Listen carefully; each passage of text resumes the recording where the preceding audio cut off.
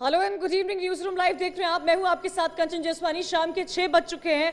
आज news room live में आपको कई अहम खबरें बताएंगे, लेकिन 4 बड़ी खबरों का रुख करते हैं। सबसे अहम खबर मुख्तार अंसारी से जुड़ी हुई आ रही है। मुख्तार अंसारी में जो एम्बुलेंस का इस्तेमाल किया गया था, डॉक्टर अलका राय का भी नाम उसमें सामने आया है। डॉक्टर अलका राय पर एफआईआर दर्ज की जा चुकी है। धोखाधड़ी का केस उस पर लगा है। साथ ही एक अहम खबर आ रही है जहां पर बीजेपी प्रत्याशियों बीजेपी की तरफ से पंचायत चुनाव को लेकर प्रत्याशियों के नाम का ऐलान कर दिया गया है। कल हमने आपको यह भी दिखाया था कि किस तरह बीजेपी में लंबा मंथन चला था। बदायूं से भी एक अहम खबर आ रही है। बदायूं में जहरीली शराब को लेकर आपको बता दें कि 3 लोगों की मौत हो चुकी है। जांच जारी है, लेकिन सबसे बड़ा सवाल यही खड़ा हो रहा है कि आखिर एक के बाद एक क्यों इस तरह की जहरीली शराब के मामले सामने आते जा रहे हैं। और चौथी अहम खबर का रुख करते हैं। अखाड़ा परिषद के अध्यक्ष नरेंद्र गिरी की तरफ से यह बयान सामने आया जिसमें उन्होंने साफ साफ कहा है कि वो सड़कें जो मुगलों के नाम पर थी या उनके शासकों के नाम पर थी, उनको बदलना चाहिए, क्योंकि देश का युवा अपमानित महसूस करता है जब वो उन सड़कों के नाम देखता है। इन सभी खबरों का विस्तार से चर्चा करेंगे आज न्यूज रूम लाइव में। सबसे पहली खबर का रुख करते हैं। बदायूं से आ रही है अहम खबर, जहां जहरीली शराब पीने से 3 लोगों की मौत हो गई है। जांच के आदेश दे दिए गए हैं, लेकिन सवाल कई सारे खड़े हो रहे हैं। बदायूं से अहम खबर, जहरीली शराब पीने से 3 की मौत हुई है। एक युवक की आंखों की रोशनी भी गायब बताई जा रही है। चुनावी दौर को लेकर शराब बांटी गई थी। थाना मूसाझार क्षेत्र के ग्राम टिकलापुर गांव का यह मामला सामने निकल कर आ रहा है। तो बड़ी खबर आपको बता दें, प्रयागराज बदायूं से आ रही है, जहां पर जहरीली शराब को लेकर 3 लोगों की मौत हो गई है। बताया यह भी जा रहा है कि एक की आंखों की रोशनी गायब हो गई है। एक के बाद एक जहरीली शराब से जो मामले हैं वो बढ़ते जा रहे हैं। प्रशासन सख्त कार्रवाई कर रहा है, लेकिन उसके बावजूद भी जहरीली शराब से होती हुई मौतों का आंकड़ा थमने का नाम नहीं ले रहा है। 3 लोगों की मौत हो चुकी है। एक की आंखों की रोशनी जा चुकी है। बड़ी खबर बदायूं से आ रही है, जहां जहरीली शराब को लेकर 3 लोगों की मौत की खबर सामने आई है। और इस अवैध शराब की बिक्री पर प्रशासन, पुलिस सब अलर्ट है, सख्त भी है। लेकिन सवाल सबसे बड़ा यही खड़ा हो रहा है कि आखिर कब थमेगी जहरीली शराब से मौत, क्योंकि एक के बाद एक इस तरह की कई खबरें कई इलाकों के कई जिलों से उत्तर प्रदेश के सामने आ रही है, जहां पर यह सवाल सीधे तौर पर प्रशासन पर खड़ा होता नजर आ रहा है कि आखिर क्यों थामने में, जहरीली शराब को थामने में नाकाम है प्रशासन। कई अहम कार्रवाई भी की जा रही है, लेकिन उसके बावजूद भी मौतों के आंकड़े थमने का नाम नहीं ले रहे हैं। बदायूं से अहम खबर, जहरीली शराब पीने से 3 लोगों की मौत हुई है। एक की आंख की रोशनी भी जा चुकी है।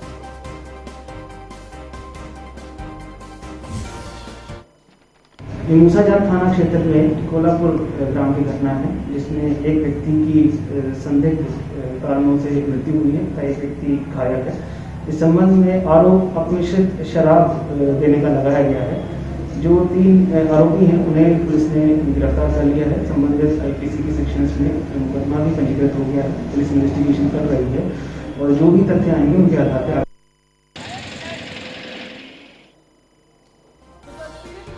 आपको दिखा रहे हैं। बदायूं से अहम तस्वीरें आ रही है, जहां पर जहरीली शराब पीने से 3 लोगों की मौत हो गई है। बताया यह जा रहा है कि एक की आंखों की रोशनी जा चुकी है। सवाल कई सारे प्रशासन पर खड़े हो रहे हैं कि आखिर ऐसा क्यों हो रहा है। एक के बाद एक मौतों के आंकड़े सामने आते जा रहे हैं। जहरीली शराब से मौत थमने का नाम क्यों नहीं ले रही है।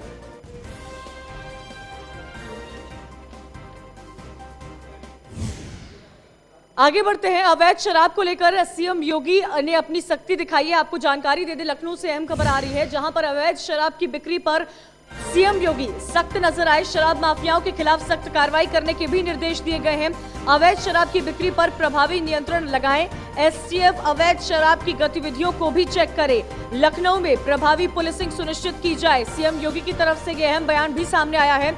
लखनऊ से अहम खबर आपको बता दें, जहां अवैध शराब की बिक्री पर मुख्यमंत्री योगी आदित्यनाथ सख्त नजर आए हैं। शराब माफियाओं के खिलाफ सख्त कार्रवाई करने के निर्देश भी दिए गए हैं सीएम योगी की तरफ से।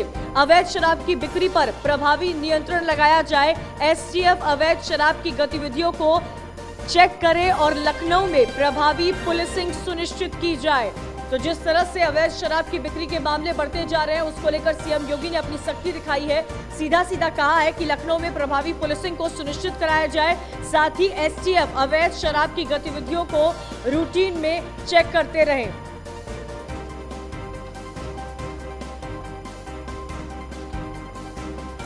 ज्यादा जानकारी के लिए सीधा रुख करेंगे नीलेश का, हमारे संवाददाता हमारे साथ जुड़े हुए। नीलेश, क्या जानकारी मिल पा रही है? अवैध शराब की बिक्री पर साफ तौर से मुख्यमंत्री योगी आदित्यनाथ सख्त नजर आए हैं। एक के बाद एक कई ऐसे मामले सामने आते जा रहे हैं जिसको लेकर कई सारे सवाल प्रशासन पर भी खड़े हो रहे हैं कि अवैध शराब की बिक्री पर रोकथाम क्यों नहीं लग रहा है।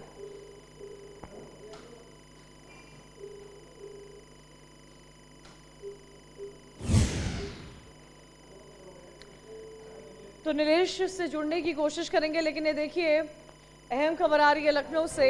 अवैध शराब की बिक्री पर सीएम योगी की सख्ती देखने को मिली है।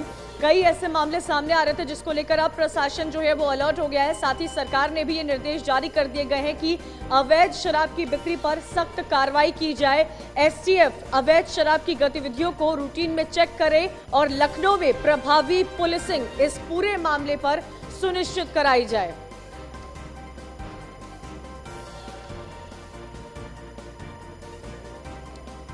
अवैध शराब की बिक्री पर सीएम योगी की सख्ती साफ तौर पर नजर आई है। शराब माफियाओं के खिलाफ सख्त कार्रवाई के निर्देश दे दिए गए हैं।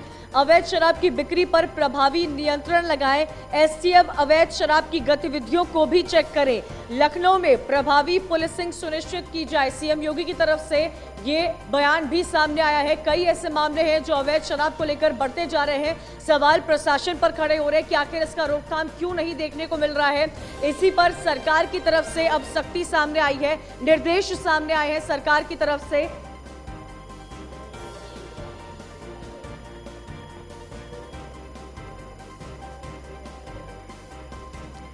लखनऊ से अहम खबर, अवैध शराब की बिक्री पर सीएम योगी की सख्ती साफ तौर से देखने को मिल रही है।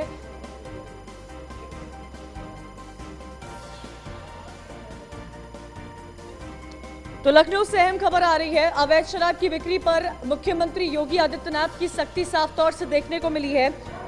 शराब की बिक्री पर प्रभावी नियंत्रण लगाएं। एसटीएफ अवैध शराब की गतिविधियों को चेक करें।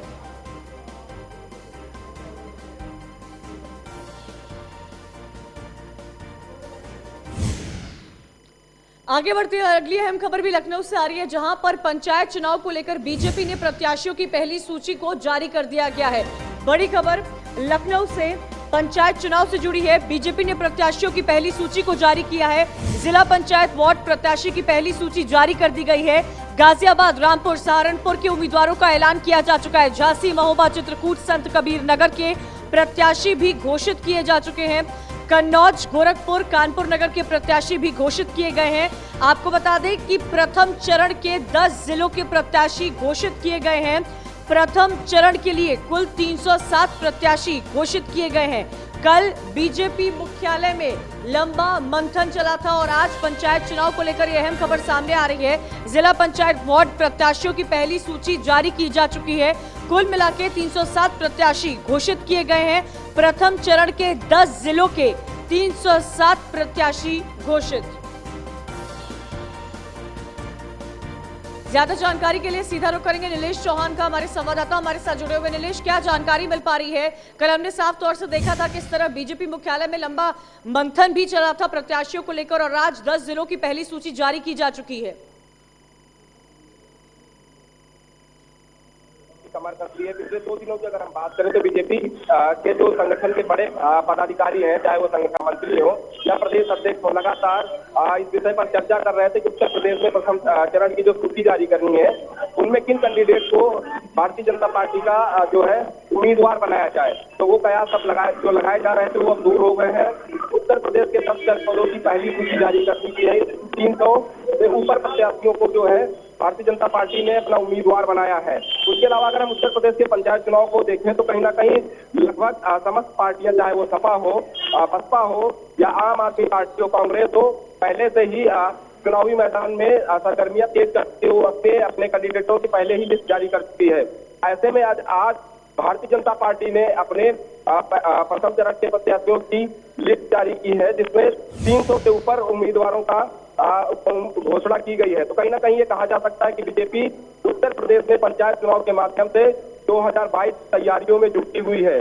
बिल्कुल, एक तरह से निवेश इसे लिटमस टेस्ट भी कहा जा रहा है। जो कुछ पंचायत चुनाव में नतीजे देखने को मिलेंगे उससे कहीं ना कहीं बहुत बड़ा आधार माना जाएगा आने वाले 2022 में उत्तर प्रदेश में होने वाले विधानसभा चुनाव को लेकर। शुक्रिया जानकारी के लिए।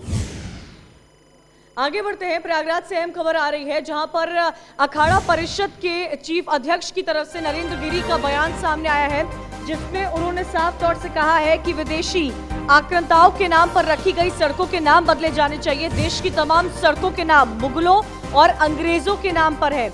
इससे साधु संत ही नहीं बल्कि आज के युवाओं को भी कष्ट होता है।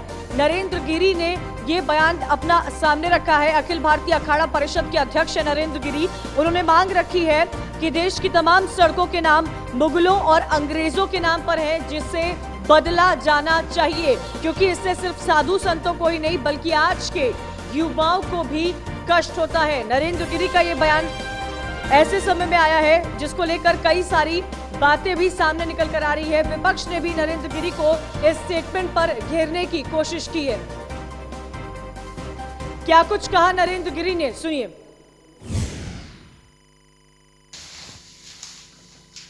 भारत को आजाद हुए लगभग 74-75 साल हो गए,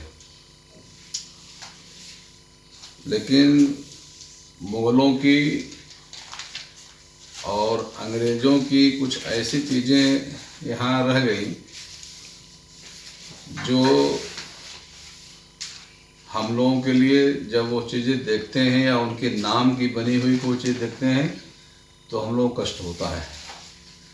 जिन्होंने भारत पे आक्रमण करके, गद्दारी करके, भारत के लोगों को गुमराह करके भारत पे राज्य किया, उन्हीं के नाम पे हम लोगों ने रोड बना दी। अब आप दिल्ली जाओ तो तुगलक रोड, बाबर रोड, क्या मतलब भाई, इन लोगों के नाम से रोड क्यों रखी जा रही है? दिल्ली से एक अहम खबर आ रही है। कोरोना के बढ़ते मामले को लेकर मुख्यमंत्री अरविंद केजरीवाल ने बैठक की है और प्रेस कॉन्फ्रेंस करके इस बात की जानकारी दी है कि दिल्ली में कोरोना की चौथी लहर देखने को मिल रही है, लेकिन कोई लॉकडाउन नहीं होगा। 16 मार्च को 425 केसेस थे और आज 3,583 केस सामने आए हैं। दिल्ली में तेजी के साथ केसेस बढ़ रहे हैं, जो कि चिंता की बात है। इस बार की लहर पिछली लहर से कम गंभीर है। आईसीयू में अक्टूबर के मुकाबले आज कम मरीज भर्ती हो रहे हैं। कोरोना को लेकर प्रेस कॉन्फ्रेंस भी की दिल्ली के मुख्यमंत्री अरविंद केजरीवाल ने और सीधा सीधा कहा है कि दिल्ली में कोरोना की चौथी लहर देखने को मिल रही है। आंकड़ों पर अगर ध्यान लगाया जाए तो एक के बाद एक केसेस कोरोना को लेकर बढ़ते जा रहे हैं और बार बार हम इस बात का जिक्र कर रहे हैं कि कोरोना को लेकर सैनिटाइजेशन, हाइजीन और मास्क पहनना कितना जरूरी है। एक बार फिर से कोरोना ने देश में दस्तक दी है। हर तरफ, अलग अलग शहरों की बात की जाए तो हर तरफ कोरोना के मामलों में वृद्धि हुई है।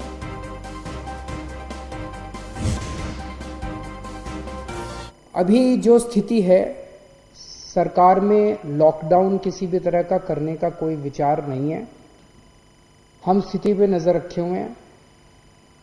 भविष्य में अगर जरूरत कभी पड़ेगी तो मैं आपसे बातचीत करके ऐसा कोई निर्णय लिया जाएगा, लेकिन अभी फिलहाल कोई लॉकडाउन करने का सरकार का निर्णय नहीं, सरकार का विचार नहीं है। आगे बढ़ते अगली अहम खबर मुख्तार अंसारी से जुड़ी हुई आ रही है। यूपी आने से पहले ही मुख्तार अंसारी ने अपनी गैंग को अलर्ट कर दिया है। मुख्तार गैंग को लेकर एलआईयू को अलर्ट किया गया है। यूपी आने से पहले मुख्तार गैंग सक्रिय है। सूत्रों के हवाले से अहम खबर आ रही है, आपको बता दें। जेल में नेटवर्क मजबूत करने की कोशिश कर रहा है माफिया मुख्तार अंसारी। बेल पर बाहर मुख्तार के गुर्गे फिर से जेल जाने की फिराक में है। माफिया मुख्तार अंसारी से जुड़ी इस वक्त की बड़ी खबर आपको बता रहे हैं। मुख्तार गैंग को लेकर एलआईयू को अलर्ट किया गया है। यूपी आने से पहले ही मुख्तार गैंग सक्रिय नजर आ रहा है। जेल में नेटवर्किंग करने की कोशिश कर रहा है मुख्तार अंसारी। सूत्रों के हवाले से एक खबर सामने आ रही है। बेल पर बाहर मुख्तार के गुर्गे फिर से जेल जाने की फिराक में नजर आ रहे हैं।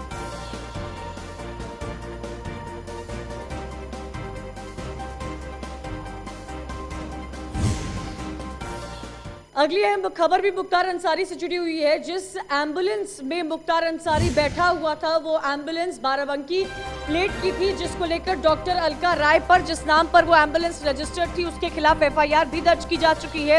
एम्बुलेंस देने की आरोपी डॉक्टर अलका राय पर एफआईआर दर्ज की गई है। धोखाधड़ी समेत कई धाराओं में मुकदमा दर्ज किया गया है। इस पूरे मामले में पुलिस प्रशासन ने जांच शुरू कर दी है। एम्बुलेंस, अस्पताल और डॉक्टर को लेकर भी एक्शन शुरू किया जा चुका है। एआरटीओ विभाग में फर्जी कागजात लेकर रजिस्ट्रेशन करवाया गया था और ये वो एम्बुलेंस इस वक्त आपको दिखा रहे हैं, यूपी 41 नंबर की है, बाराबंकी का नंबर है, जिस पर जो श्याम अस्पताल पर रजिस्टर्ड था, जिसकी ओनर डॉक्टर अलका राय बताई जा रही थी, जिस पर अब एफआईआर कई धाराओं के तहत दर्ज की जा चुकी है।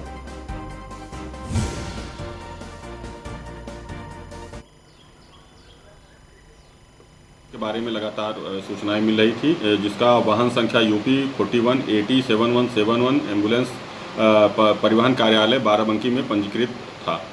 परिवहन विभाग द्वारा इसके बारे में सूचना इकट्ठा की गई। सभी विभाग जो कंसर्न डिपार्टमेंट है सभी से सूचनाएं लेकर के इसमें जानकारी की गई। तो इसमें जो डॉक्यूमेंट्स लगे थे, जो वाहन रजिस्ट्रेशन कराने के लिए मतदाता पहचान पत्र, पैन कार्ड और अन्य डॉक्यूमेंट्स, वो जिस पते पर थे वो मकान संख्या 56 उस रफ़ी नगर में स्थित नहीं है। और उसके बाद जो डॉक्यूमेंट्स लगे हैं वो प्रथम दृष्टया फ्रॉड पाए गए हैं, फोर्जरी के पाए गए हैं। इस आधार पे इसमें मुकदमा दर्ज कर लिया गया है। इसमें 419, 20, 67, 68, 71 आदि धाराओं में मुकदमा दर्ज किया गया है। और अब आगे इसमें जितने भी कंसर्निंग लोग हैं जो डॉक्यूमेंट्स फ्रॉड बनाने में या इसमें शामिल लोग हैं, उन सभी के खिलाफ विधिक कार्रवाई की जाएगी।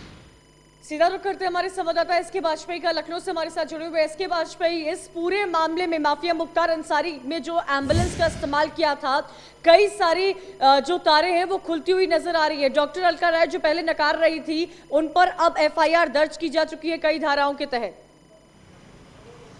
बिल्कुल, अगर हम देखें जिस तरीके से ये पूरा मामला निकलकर सामने आया, कहीं ना कहीं यूपी पुलिस को और हम कहें कि मीडिया को भ्रमित करने की कोशिश इस वैन के माध्यम से की गई, क्योंकि यूपी के नंबर की वैन, वो भी बाराबंकी के नंबर की, एक ऐसे पते पर और ऐसे आधार कार्ड पर रजिस्टर्ड होती है जिसका कोई अस्तित्व नहीं है। और सबसे बड़ी बात अगर हम देखें तो कहीं ना कहीं ये खामी उत्तर प्रदेश परिवहन विभाग की है, जहां से ये रजिस्टर्ड हुई और उसके पोर्टल पर भी ये शो हो रही थी। हालांकि पूरे मामले में धोखाधड़ी समेत कई धाराओं में केस दर्ज हुआ है, जिसमें वो डॉक्टर अलका राय भी शामिल हैं, जिन नाम पर ये एम्बुलेंस रजिस्टर्ड, ये अस्पताल रजिस्टर्ड था। और जब जमीनी स्तर पर जांच की गई तो इस नाम का कोई हॉस्पिटल भी बाराबंकी में नहीं पाया गया, जिसके बाद पूरे मामले में धोखाधड़ी समेत कई अन्य धाराओं में मुकदमा दर्ज हुआ है। तो निश्चित है कहीं ना कहीं यूपी पुलिस को और एक जो पूरा प्रशासन का अमला है वो जो पूरे तैयारी में है कि किस तरीके से मुख्तार अंसारी को लाया जाए, कैसे उसकी व्यवस्था की जाए, सुरक्षा के इंतजाम का हो, और जिस तरीके से मेडिकल बोर्ड जो कि जेल पंजाब का है वो जो रिपोर्ट्स दिया है उनको किस तरीके से देखते हुए डॉक्टर्स और बाकी चीजों की व्यवस्था की जाए। तो कहीं ना कहीं ऐसे में ये एम्बुलेंस यूज करना निश्चित है कि धोखाधड़ी का मामला है और एक भ्रमित करने की, पूरे मामले को लेकर भ्रम फैलाने की स्थिति पैदा की गई इस पूरे जरिए से। पंजाब में रहकर क्या माफिया मुख्तार अंसारी कोई षड्यंत्र रचने की कोशिश कर रहा है? एक तरफ लखनऊ में देखा जाए तो किस तरह उत्तर प्रदेश में जेल में नेटवर्किंग जो माफिया मुख्तार अंसारी के गुर्गे है वो तेज करने की कोशिश कर रहे हैं, वहीं दूसरी तरफ पंजाब में बैठकर क्या अपना दिमाग लगाने की कोशिश कर रहा है माफिया? बिल्कुल, अगर हम देखें चूंकि वो माफिया डॉन है और बड़े पैमाने पर अगर हम देखें तो जो गाजीपुर एसपी का बयान है उसमें 45 से ज्यादा मुकदमे उसके ऊपर दर्ज हैं और इन 45 मुकदमे ये अलग अलग जिलों में है। उसके अलावा बहुत सारे ऐसे मुकदमे भी हैं जो कहीं ना कहीं उसके ऊपर नामजद नहीं है लेकिन उसके अज्ञात में उसके ऊपर दर्ज हैं। तो कहीं ना कहीं वो माफिया है और उसका नेटवर्क उत्तर प्रदेश के कई जिलों तक फैला हुआ है। अब उसको ऐसा लग रहा है कि उसको यूपी जाना पड़ेगा और किसी न किसी जेल में शिफ्ट होना पड़ेगा। बहुत ज्यादा उम्मीद ये है कि उत्तर प्रदेश पुलिस उसको बांदा की जेल में रखे, लेकिन जो संभावित जेलें हैं उसमें कहीं ना कहीं वो अपने नेटवर्क को मजबूत कर रहा है, क्योंकि वो माफिया होने के साथ ही कहीं ना कहीं उसकी दुश्मनी भी है और वो चाहता है कि वो किसी ऐसी जेल में जाए जहां पर उसके जो गुर्गे हैं वो पहले से उस जेल में हो, जिसको लेकर लगातार वो अपने नेक्सस को मजबूत करने की कोशिश कर रहा है। हालांकि अभी जेल कंफर्म नहीं है कि किस जेल में उसको रखा जाएगा, लेकिन उसके पहले संभावित जेलों में अंसारी और उसके गुर्गों की तरफ से कोशिशें पूरी तरह से जारी है। शुक्रिया इसके वाजपेयी जानकारी के लिए। आगे बढ़ते हैं, जिस एम्बुलेंस को लेकर चर्चा की जा रही है उस पर बीजेपी एमएलए अलका राय की तरफ से बयान आया है। साफ तौर पर अलका राय ने कहा है कि इसकी उच्च स्तरीय जांच होनी चाहिए। उन्होंने ये भी कहा है कि प्रमुख सचिव से जांच की मांग की है। मुख्तार अंसारी गेम खेलने की कोशिश कर रहा है। मुख्तार अंसारी पंजाब में बैठकर साजिश रच रहा है। बड़ी खबर, एमएलए अलका राय एम्बुलेंस मामले को लेकर उनका बयान सामने आया है और ये कहा है अलका राय ने कि पूरे मामले की उच्च स्तरीय जांच होनी चाहिए। मैंने प्रमुख सचिव से जांच की मांग की है। मुख्तार अंसारी गेम खेलने की कोशिश कर रहा है। मुख्तार अंसारी पंजाब से साजिश भी रच रहा है। चलिए, बीजेपी एमएलए अलका राय ने क्या कुछ कहा है, आइए सुनते हैं। हमको सत्ता में रह कर के यही सब कामें किए हैं। मुख्तार हत्या करना, किस तरह यह है, देखिए एम्बुलेंस को अपना किस डॉक्टर के नाम से एम्बुलेंस है, उसका कोई न कागज़ है न कोई पत्तर है। जिस हॉस्पिटल से वो एम्बुलेंस से किया गया उस हॉस्पिटल का भी कोई पता नहीं है। यह उसका बहुत बड़ा गेम है, वह बहुत बड़ा गेम खेल रहा है वो व्यक्ति। इसमें उसकी जांच होनी चाहिए। जांच हम प्रमुख सचिव से अपने अपील भी की हूँ और मैंने कही भी हूँ कि इसकी जांच होनी चाहिए कि एम्बुलेंस पंजाब पहुँचे कैसे। मुख्तार वापस आना चाहिए। मुख्तार को हमको उत्तर प्रदेश सरकार से कोई किसी चीज़ की मांग नहीं है। मांग यही है, जो न्यायालय में केस मुकदमा जो चल रहा है, मेरा भी है और बाकी लोगों का है, उन लोगों को न्याय मिलना चाहिए। मैं न्याय के लिए गुहार लगाना। तो ये थी बीजेपी एमएलए अलका राय, जिन्होंने साफ तौर पे कहा है कि उच्च स्तरीय जांच होनी चाहिए। और इसी के साथ आज न्यूज़ रूम लाइव में मेरे साथ इतना ही। आगे देखिए महाराष्ट्र से जुड़ी अहम खबरें आज महाराष्ट्र में।